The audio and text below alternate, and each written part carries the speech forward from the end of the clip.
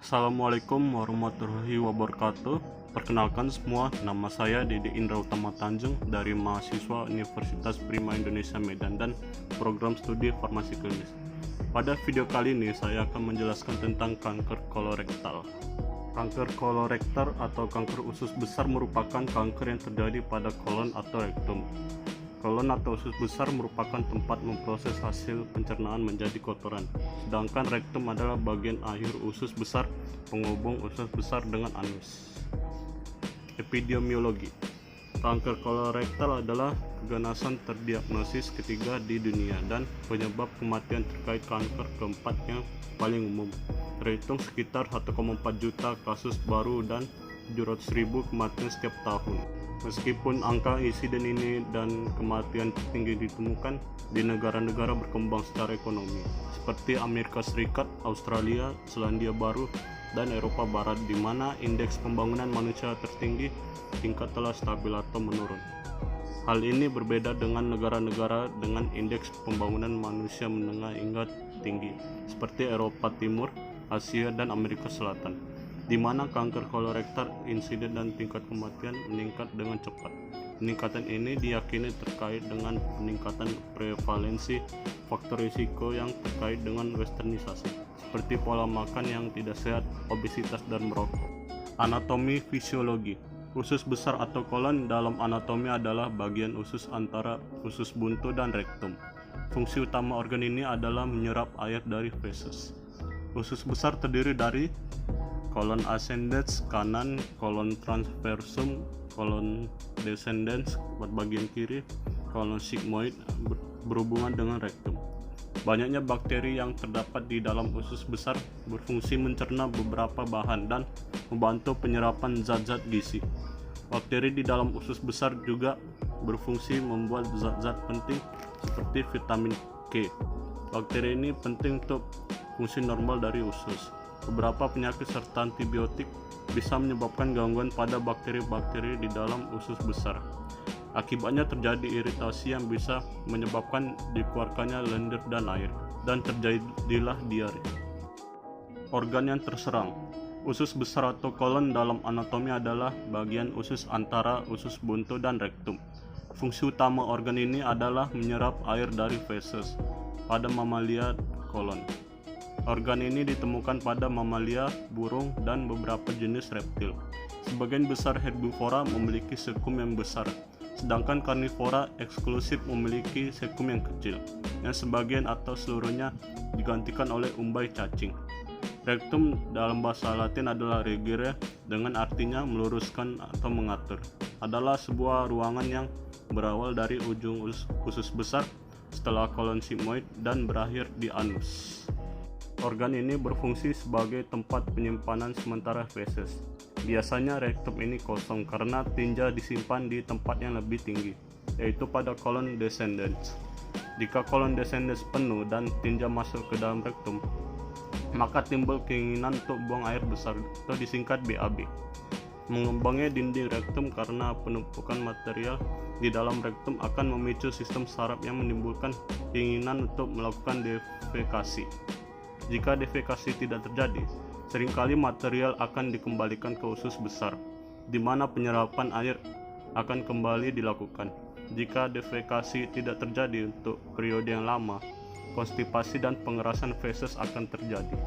Terdapat beberapa etiologi utama kanker kolorektal, yaitu diet, kebiasaan mengkonsumsi makanan yang rendah serat seperti sayur-sayuran dan buah-buahan, kebiasaan makan makanan berlemak tinggi dan sumber protein hewani. Kelainan kolona ada 3, yaitu adenoma di kolon, degenerasi maligna menjadi adenokarsinoma, familial poliposis, polip di usus mengalami degenerasi maligna menjadi karsinoma. Kondisi ulceratif, menderita kolitis ulceratif menahun mempunyai risiko terkena karsinoma kolon.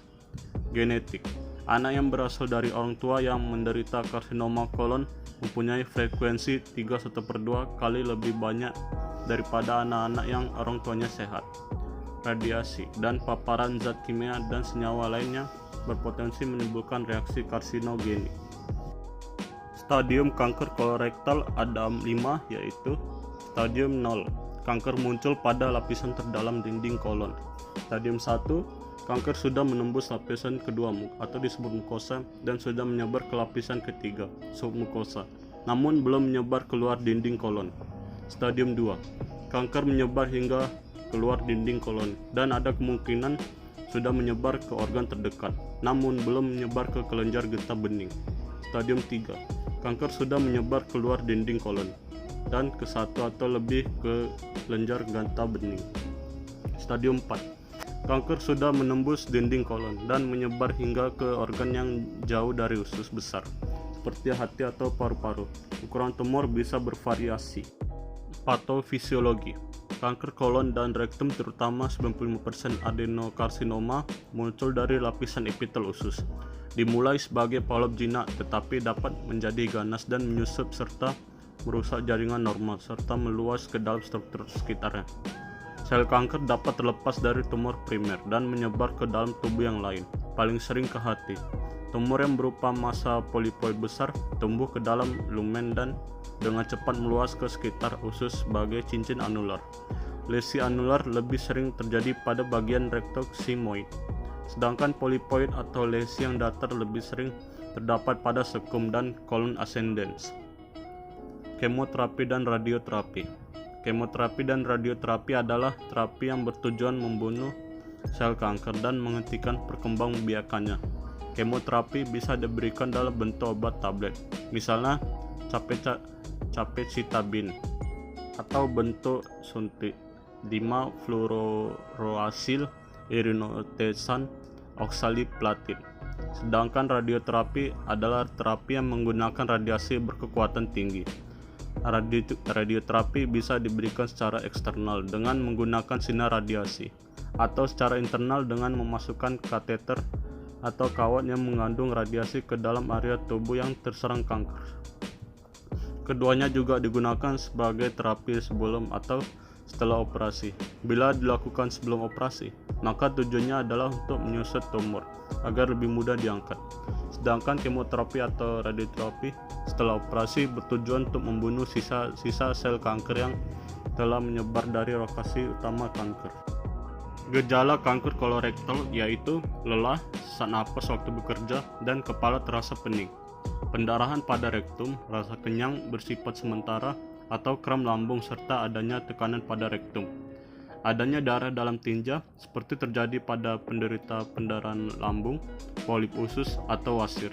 Pucat, sakit pada umumnya, malnutrisi, lemah, kurus, jadi cairan di dalam rongga perut, pembesaran hati, serta pelebaran saluran limpa. Pencegahan kanker kolorektal ada 5, yaitu berolahraga secara rutin, mengonsumsi makanan dan minuman yang mengandung serat, menjaga berat badan ideal, berhenti merokok, dan mengurangi atau menghindari minuman beralkohol. Faktor penyebab kanker kolorektal yaitu usia. Risiko kanker kolorektal akan meningkatkan seiring bertambahnya usia. Lebih dari 90% kasus kanker kolorektal dialami oleh seseorang berusia 50 tahun atau lebih. Riwayat penyakit. Seseorang dengan riwayat penyakit kanker atau polip kolorektal lebih berisiko terserang kanker kolorektal. Begitu juga dengan seseorang dari keluarga yang pernah mengalami penyakit kanker atau polip kolorektal. Penyakit genetik. Seseorang dengan penyakit yang diturunkan dari keluarga, seperti sindrom Lynch, berisiko tinggi mengalami kanker kolorektal. Radang usus.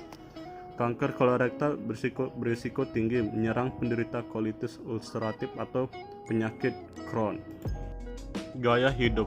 Kurang olahraga, kurang asupan serat dan buah-buahan. Konsumsi minuman beralkohol, obesitas atau berat badan berlebih, dan merokok meningkatkan risiko kanker kolorektal. Radioterapi. Paparan radiasi pada area perut meningkatkan risiko kanker kolorektal.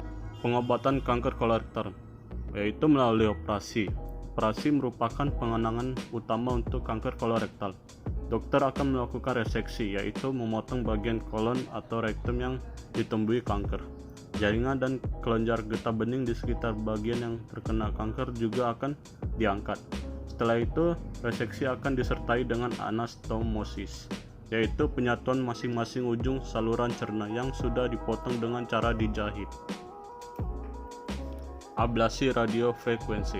Terapi ini menggunakan gelombang radio untuk memanaskan dan menghancurkan sel kanker. Ablasi radio frekuensi bisa dilakukan dengan memasukkan elektroda ke dalam kulit dengan didahului pemberian bius lokal. Bisa juga dengan memasukkan elektroda melalui sayatan di perut, didahului pemberian bius umum di rumah sakit. Cryosurgery. Cryosurgery adalah prosedur untuk membekukan dan menghancurkan sel kanker menggunakan nitrogen cair. Diagnosis kanker kolorektal. Untuk menegakkan diagnosis kanker kolorektal dilakukan secara bertahap, antara lain melalui anamnesis yang tepat, pemeriksaan fisik, dan pemeriksaan penunjang berupa pemeriksaan laboratorium, baik dari laboratorium klinik maupun laboratorium patologi anatomi. Selanjutnya, pemeriksaan penunjang berupa pencitraan seperti foto polos atau dengan kontras, barium enema, kolonoskopi, CT scan, MRI, dan transrektal ultrasound juga diperlukan dalam menegakkan diagnosis penyakit ini. Evaluasi hasil terapeutik. Tujuan pemantauan adalah untuk mengevaluasi apakah pasien menerima manfaat dari pengelolaan penyakit atau untuk mendeteksi kekambuhan bagi mereka yang telah menyelesaikan terapi niat kuratif. Selama pengobatan untuk penyakit aktif, pasien harus menjalani pemantauan untuk respon tumor terukur, perkembangan atau metastatis baru. Tes ini mungkin termasuk CT scan dada, perut atau panggul, atau modalitas pencitraan lainnya, tergantung pada lokasi penyakit yang diketahui dan hasil pencitraan sebelumnya, dan pengukuran CEA setiap 3 bulan jika CEA meningkat atau sebelumnya meningkat. Sekian dari video saya, jika ada yang salah saya mohon maaf. Terima kasih.